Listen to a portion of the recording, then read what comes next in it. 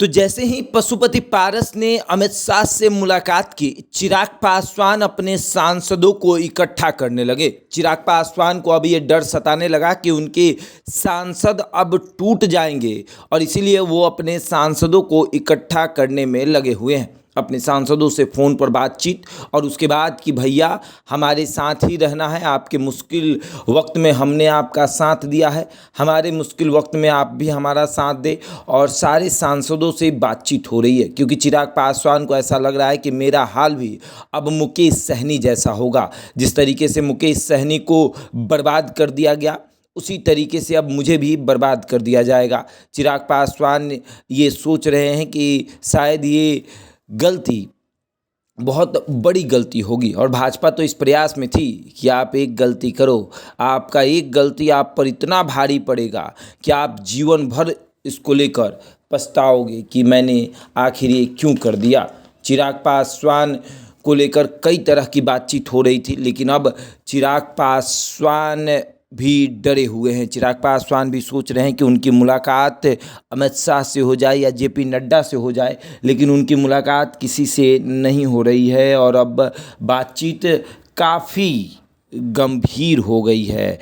ये मुद्दा काफ़ी बड़ा हो गया है कि चिराग पासवान अब अमित शाह से मिलने का प्रयास कर रहे हैं। चिराग पासवान अब ये सोच रहे हैं कि किसी तरीके से मुलाकात हो, बातचीत हो, मामले को रफा दफा किया जाए, हम माफ़ी मांग लें या कुछ भी हो किसी तरीके से। लेकिन अब भारतीय जनता पार्टी चिराग पासवान की बात मानने को तैयार नहीं है। चिराग पासवान को भारतीय जनता पार्टी कह रही जाइए लड़िए लड़िए झारखंड में, कोई दिक्कत नहीं, लेकिन याद करिएगा कि हम हमेशा अपने सहयोगियों को कहते हैं कि दूसरे राज्य में आप अगर हमारा रास्ता रोकेंगे तो हम भी आपका रास्ता उस राज्य में रोकेंगे जिस राज्य में आपके साथ गठबंधन है। यानी कि मुकेश सहनी यूपी में जाकर चुनाव लड़ते हैं तो क्या होता है, बिहार में रास्ता रोक दिया जाता है और उसके बाद अब जब चिराग पासवान झारखंड में जाकर चुनाव लड़ रहे हैं तो भारतीय जनता पार्टी बिहार में रास्ता रोकने के लिए तैयार बैठी है। और ना सिर्फ बिहार में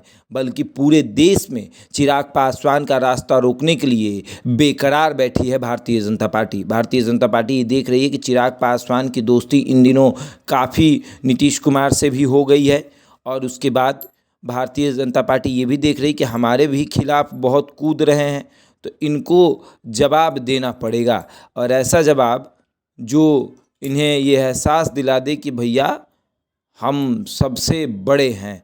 तुम अगर ये सोच रहे हो कि हमें पीछे से छुरा मार दोगे तो हम तुमसे पहले छुरा मारने के लिए तैयार बैठे हैं। देखिए, भारतीय जनता पार्टी कभी धोखा बर्दाश्त नहीं करती है और जो धोखा चिराग पासवान ने दिया है भारतीय जनता पार्टी तो उसे कभी बर्दाश्त नहीं करेगी।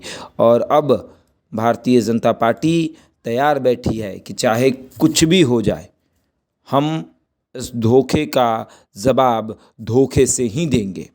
अब चिराग पासवान अपने सांसदों को इकट्ठा कर रहे हैं, सांसदों से बातचीत कर रहे हैं और ये आश्वासन दिला रहे हैं कि देखिए जाइएगा मत, हमारे साथ रहिएगा, सब अच्छा होगा, जाइएगा मत। लेकिन सांसद भी डरे हुए हैं कि अगर एनडीए से अलग हुए तो फिर पहचान ही नहीं रह जाएगी निर्दलीय के, तो ऐसा पहचान होगा कि मतलब किसी गठबंधन में नहीं, 4 सांसदों वाली पार्टी एक अलग जगह पे बैठेगी, गठबंधन से अलग, कोई बात सुनेगा नहीं, कुछ होगा नहीं, क्षेत्र में विकास नहीं होगा, फिर अगली बार जनता वोट नहीं देगी। तमाम तरह की बातें सांसदों के मन में चल रही है और अब चिराग पासवान भी परेशान है कि हर बार मेरे साथ ही क्यों होता है, 19 में भी ऐसा हुआ और अब भी ऐसा हो रहा है, ऐसा क्यों होता है, क्या मेरे में ही गलती है। और उन गलतियों को चिराग पासवान देख रहे हैं कि करे तो करे कैसे, क्या करे, कैसे संभाले सब चीज़ों को।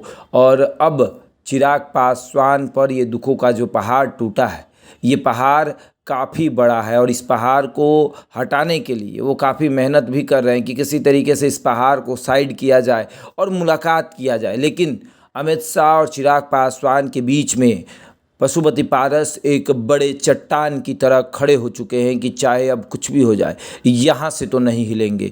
अब मामला कुछ भी हो, देखेंगे आर पार की स्थिति में है भारतीय जनता पार्टी और पशुपति पारस उसमें अपनी किस्मत आजमा रहे हैं कि बस यही सही मौका है, यही हथौड़ा मारना ज़रूरी है। अब आगे देखिए क्या होता है। बहरहाल इस खबर में इतना ही, बने रहे हमारे साथ और देखते रहें द इंडिया टॉप।